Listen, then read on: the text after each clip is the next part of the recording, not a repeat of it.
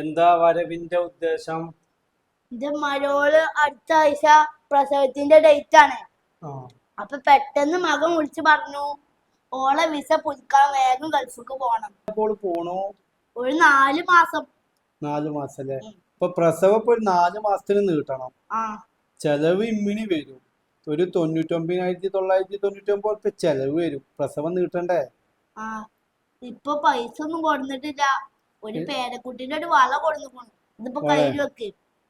വള ഇവിടെ വെക്ക തൽക്കാലം. ബാക്കി ഇനി ഞാൻ പറഞ്ഞോളാം. പ്രസവം നീട്ടാൻ ഞാനൊന്ന് പറഞ്ഞോളാം. ഞാൻ പോട്ടെ. ധൈര്യമായിട്ട് പോയിക്കോളി കേട്ടോ. മോളോട് യാത്ര ഉഷാറാവും പറഞ്ഞാൽ മതി. അല്ല ഇനി 4 മാസം കഴിഞ്ഞ് വന്നാ പ്രസവിക്കൂലോള്?